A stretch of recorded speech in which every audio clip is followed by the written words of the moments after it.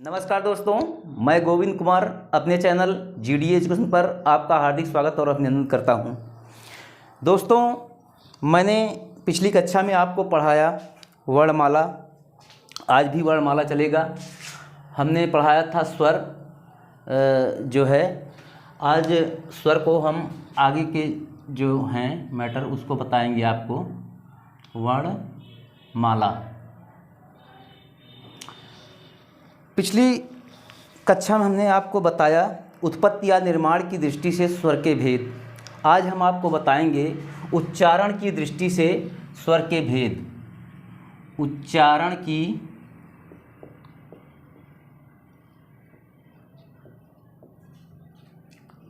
दृष्टि से स्वर के भेद। उच्चारण की दृष्टि से स्वर के भेद। उच्चारण की दृष्टि से दोस्तों स्वर के तीन भेद होते हैं। पहला होता है ह्रस्व स्वर, दूसरा होता है दीर्घ स्वर और तीसरा होता है प्लुत स्वर। पहला होता है ह्रस्व स्वर, ह्रस्व स्वर, और दूसरा होता है दीर्घ स्वर, दीर्घ स्वर, और तीसरा आ जाता है प्लुत स्वर, प्लुत स्वर। ठीक। अब ये ह्रस्व स्वर होता क्या है, इसको हम आप बताएंगे कि ह्रस्व स्वर वह है जिसके उच्चारण में बहुत कम समय लगता है। जिसके उच्चारण में सबसे कम समय लगता है उसे ह्रस्व स्वर कहते हैं। ह्रस्व स्वर।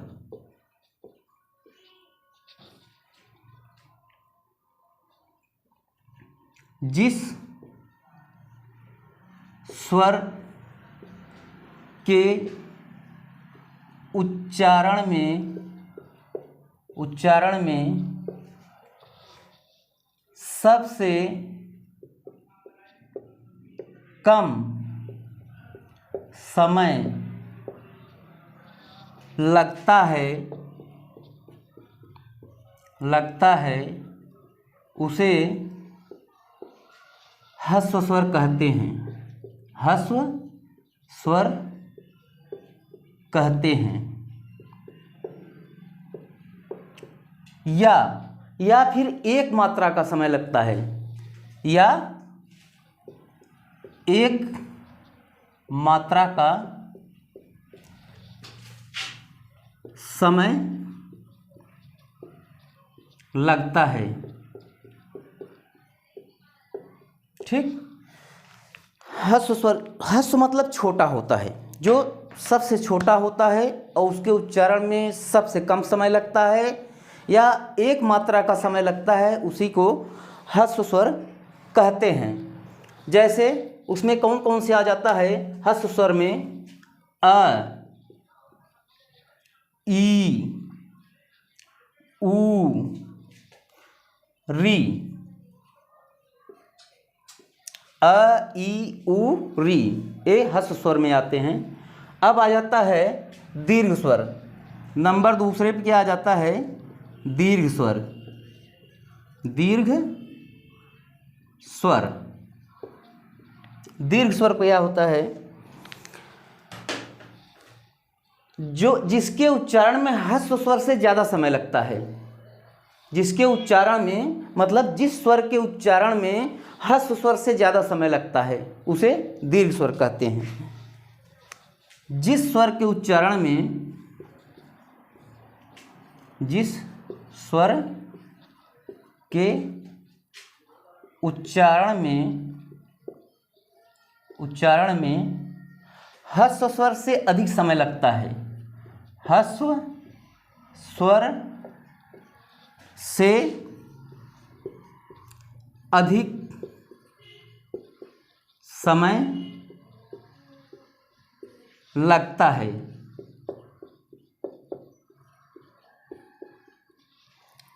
उसे दीर्घ स्वर कहते हैं।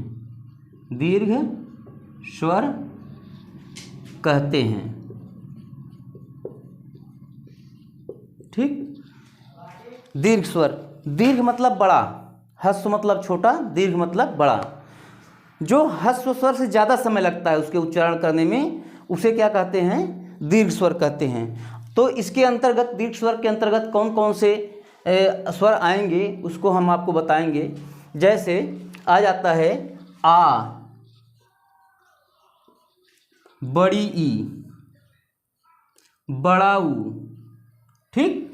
आ, ई, बड़ा ऊ, ए, आए, ए, आए, ओ, आओ, ओ, आओ। ये क्या हो गया? हमारा दीर्घ स्वर। आ, बड़ी ई, बड़ा ऊ, ए, आए, ओ, आओ। ये हो गया हमारा दीर्घ स्वर। और जो है अब आ जाता है प्लुत स्वर। अब आ जाता है तीसरे नंबर पर प्लुत स्वर। हम थोड़ा ऊपर लिखेंगे कि प्लुत स्वर क्या होता है, इसको हम आपको बताएंगे।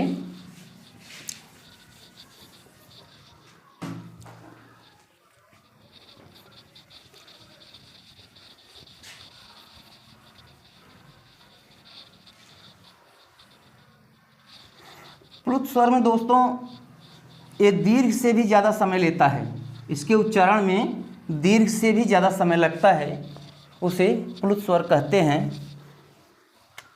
प्लुत स्वर। प्लुत स्वर वह है जिसके उच्चारण में दीर्घ स्वर से भी ज़्यादा समय लगता है। प्लुत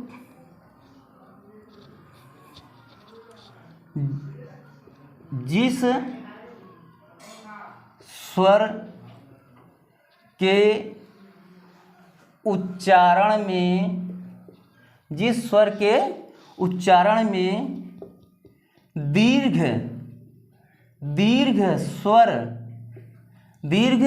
स्वर से ज़्यादा समय लगता है उसे प्लुत स्वर कहते हैं। उसे प्लुत स्वर कहते हैं। ठीक।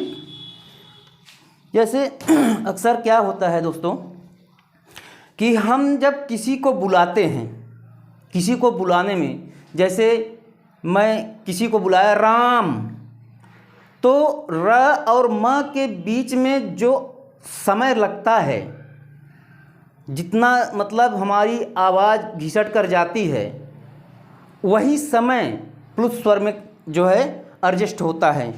तो प्लुत स्वर का एक जो है कि क्या है, उसका एक तीन के रूप में दिखाया जाता है, उसका एक चिन्ह है, उसको हम आपको बताएंगे। जैसे हमने कहा राम, राम इसे डायरेक्ट हो गया, लेकिन जब इसको हम थोड़ा अंतर दे के बुलाएंगे दूर तक, जैसे रा हो गया, फिर उसके बाद यही चिन्ह लगेगा और उसके बाद म, राम, हम कहेंगे राम। तो यही समय जो लगता है, ये दीर्घ स्वर से ज़्यादा समय लगता है, इसी को प्लुत स्वर कहते हैं। और प्लुत स्वर का यही चिन्ह है दोस्तों, ये जहाँ लगा रहेगा यस मॉडल में, उसी को हम प्लुत स्वर कहेंगे। अब आ जाता है दोस्तों, ये तो हुआ हमारा उच्चारण की दृष्टि से स्वर के भेद। अब आ जाता है जिह्वा की उच्चारण की स्थिति के आधार पर स्वर के भेद।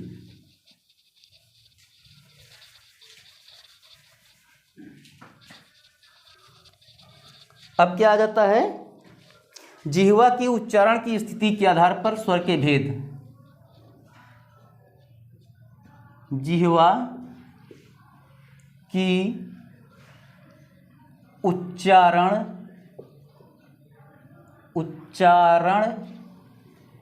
की स्थिति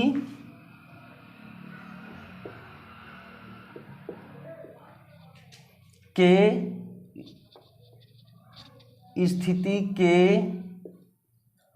आधार पर स्वर के भेद। अब हम पढ़ेंगे कि जिह्वा मतलब हमारी जीभ। जैसे जीभ का 3 भाग इसमें विभाजित किया गया है। एक आ जाता है अग्र मतलब हमारे आगे का भाग, और मध्य मतलब जीभ के बीच का भाग, और पश्च मतलब एकदम पीछे का भाग। तो हम थोड़ा ग्राफ के हिसाब से आपको बताएंगे। जैसे ए हुआ हमारा होठ, और ए हुई जिह्वा, ए हुआ होठ, ठीक, और ए हो गई हमारी जिह्वा।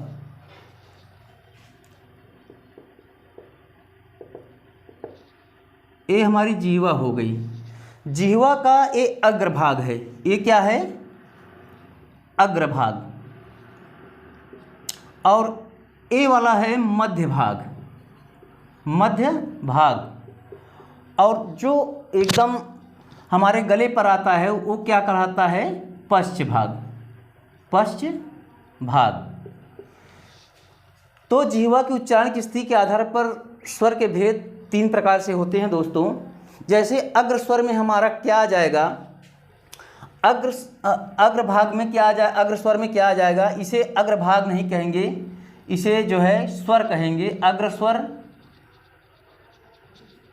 एक मिनट, अग्र स्वर, मध्य स्वर और पश्च स्वर, ठीक।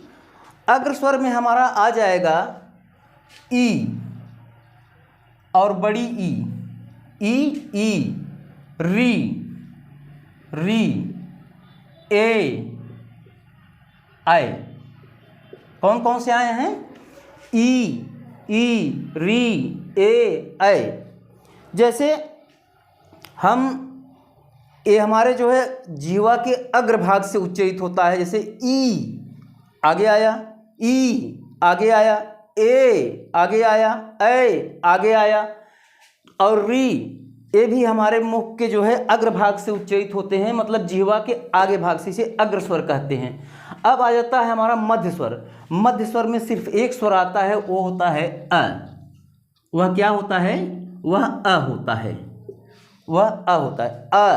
अ आप खुद उच्चारित कर देखिए कि ये मध्य से ही उच्चारित होता है अ। और आ जाता है हमारा पश्च स्वर। पश्च स्वर मतलब एकदम पीछे का भाग। जैसे पीछे का भाग में क्या होता है? पश्च स्वर में आ जाता है आ, ऊ, बड़ी ऊ, ओ, और एक आ जाता है आ। सॉरी, यहाँ चंदा बिंदी नहीं रहेगा, सिर्फ ऐसे ही रहेगा। तो ये तो हमारी वर्णमाला के अंतर्गत आ जाता है, वर्णमाला में। और ये आ जाता है हमारा जो है कि आगत ध्वनि होता है, एक आगत ध्वनि करके बोलते हैं, वो उसमें आ जाता है, जिसे कहते हैं आगत शब्द, इसके अंतर्गत आ जाता है।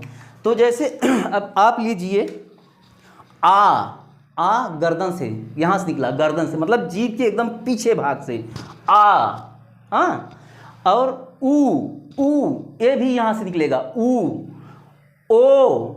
भी यहाँ से निकलेगा, पीछे से, जीवा के पश्च भाग से निकलेगा, एकदम पश्च भाग से निकलेगा। तो दोस्तों परीक्षा में पूछता है कि मध्य स्वर कौन सा है? तो मध्य स्वर में आ जाएगा। अग्र स्वर में ई, री, ए, ऐ आ जाएगा। पश्च स्वर में आ जाएगा आ, ऊ, ओ, आ जाएगा। हाँ, अब आ जाता है दोस्तों कि होठों की स्थिति के आधार पर स्वर के भेद।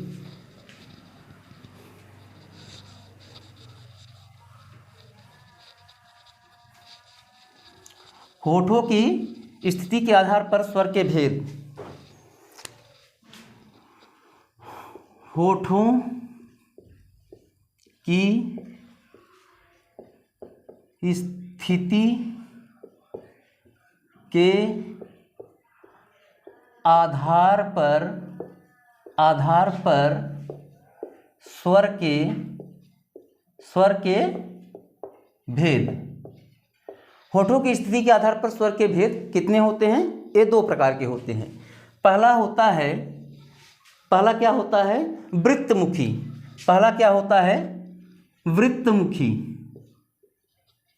वृत्तमुखी। और दूसरा आ जाता है अवृत्तमुखी। अवृत्तमुखी। वृत्तमुखी क्या है? जिन स्वरों के उच्चारण में हमारे होठ, मैंने होठ लिखा है, होठ के आधार पर स्वर के भेद, हमारे होठ जो हैं गोल हो जाते हैं, वो गोलाकार हो जाते हैं, उन्हें क्या कहते हैं? वृत्तमुखी। और जिन स्वरों के उच्चारण में हमारे होठ गोल नहीं होते, उन्हें अवृत्तमुखी कहते हैं। तो आओ हम परिभाषा लिखते हैं वृत्तमुखी। वृत्तमुखी जिन स्वरों के उच्चारण में, जिन स्वरों के उच्चारण में होठ गोल हो जाते हैं, गोल हो जाते हैं,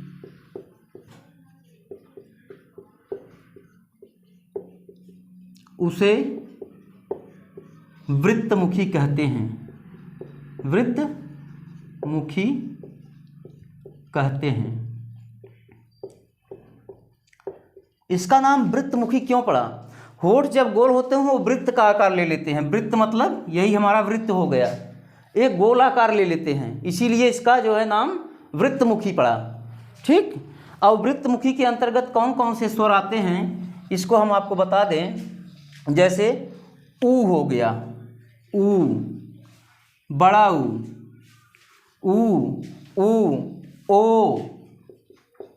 ओ, आओ, आ। कौन आया? ऊ, ओ, आओ, आ। आप खुद उच्चारित करके देखिए कि ओठ जो हैं गोल हो जाते हैं। जैसे ऊ गोल हुआ, ऊ गोल हुआ, ओ गोल हुआ। इसी प्रकार से ये वृत्तमुखी के अंतर्गत आते हैं। अब आ जाता है हमारा अवृत्तमुखी। अवृत्तमुखी। अवृत्तमुखी क्या है? जिन स्वरों के उच्चारण में हमारा ओठ जो है गोल नहीं होता। क्या होता है? गोल नहीं होता। उसी को क्या कहते हैं? अवृत्तमुखी कहते हैं। जिन स्वरों के उच्चारण में, जिन स्वरों के उच्चारण में, जिन स्वरों के उच्चारण में हमारा मुख,